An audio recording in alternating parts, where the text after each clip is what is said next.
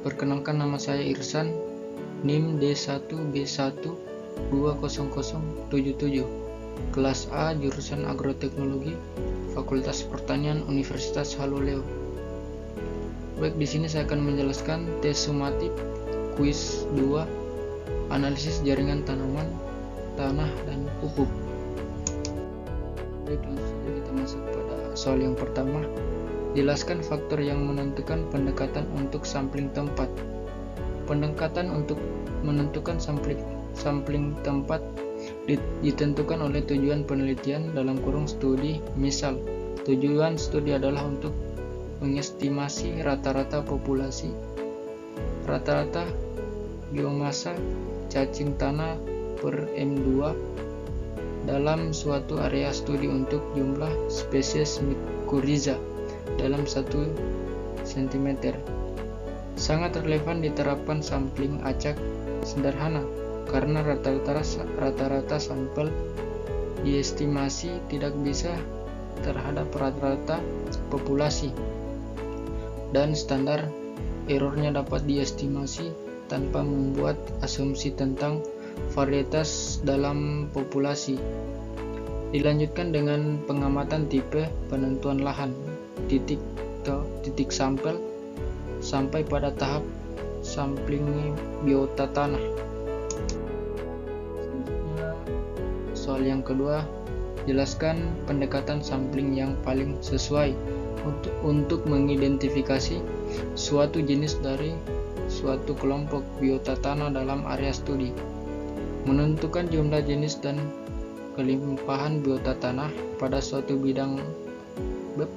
bentang lahan pertanian untuk sulit diterapkan sensus karena membutuhkan biaya, petugas, dan waktu jumlah banyak, sehingga tidak efisien. Dibutuhkan data pendekatan penarikan sampel untuk mengurangi biaya, kecepatan lebih besar, kecukupan lebih besar, dan tingkat ketelitian lebih besar yang dikenal dengan nama sampel representatif. Untuk memperoleh sampel representatif dalam mempelajari biota tanah dari suatu bentang lahan pertanian, dibutuhkan pendekatan sampling tempat pada suatu titik dalam bentang lahan bersangkutan.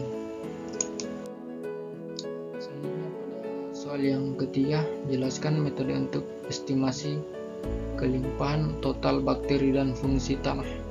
Bakteri dan fungsi tanah secara aktif berpartisipasi dalam dekomposisi lahan organik, membebaskan hara dan memacu pertumbuhan tanaman. Jumlah mikroorganisme bervariasi di dalam dan di antara jenis dan kondisi tanah yang berbeda. Dengan bakteri yang paling banyak jumlahnya, tingkat pertumbuhan yang berbeda sering terlihat pada populasi mikroba dari tanah yang berbeda, yang memiliki kebutuhan nutrisi yang berbeda tidak dipasok oleh media. Banyak media yang menggunakan kebutuhan nutrisi yang berbeda telah disarankan untuk estimasi keragaman bakteri, yang meliputi media salin yang dibutuhkan menggunakan campuran garam dan sumber karbon yang ditentukan secara kimia, serta kompleks kaya akan nutrisi, polipeptida, asam amino, dan vitamin lainnya. Selanjutnya, soal yang keempat, jelaskan prinsip dari metode ekstrak Berlase, Tunglegren, dan Baeerman-Funnell. Prinsip dasar aparatus Berlase Tunglegren organisme tanah merespon pengurangan kelembaban yang disebabkan oleh peningkatan suhu serasa atau tanah dengan bermigrasi ke bawah, samping akhirnya jatuh melalui kain kasar ke dalam wadah penerima yang menempel di dasar corong dan berisi bahan pengawet untuk efektivitas terbesar. Corong memiliki kemiringan yang curam, permukaan halus sehingga hewan jatuh melalui kasa slip segera ke dalam botol penerima. Adapun corong Baerman dalam kurung Baerman funnel berfungsi ditutup rapat. Bawah corong kemudian diisi dengan air merendam sampel sementara filter memisahkannya dari outlet tertutup. Nematoda aktif dalam sampel melepaskan diri air dan berenang melalui filter, akhirnya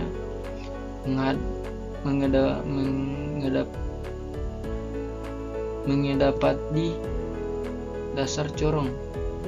Saluran keluar dibuka dan setelah metoda dikeluarkan ke piring penampung. Selanjutnya soal yang kelima, jelaskan metode estimasi kelimpahan protozoa. Metode untuk mengukur kelimpahan protozoa telah diklasifikasi sebagai langsung dalam kurung tanpa kultur dan tidak langsung dalam kurung kultur. Pencacahan sel aktif tanpa kultur adalah satu-satunya pendekatan untuk memberikan yang andal perkiraan limpa in situ dari protozoa aktif, yaitu Nokista. Keunggulannya langkah-langkah persiapan yang minimal, tidak bergantung banyak sesuai yang sebelum terjadi, teruji dan tidak memakan waktu, namun resolusi taksonomi yang rendah dan masalahnya sampel halus diperkirakan dalam 1 atau 2 hari setelah penggumpalan. Terima kasih, semoga bermanfaat bagi yang menonton video ini. Jika ada kekurangan mohon dimaafkan.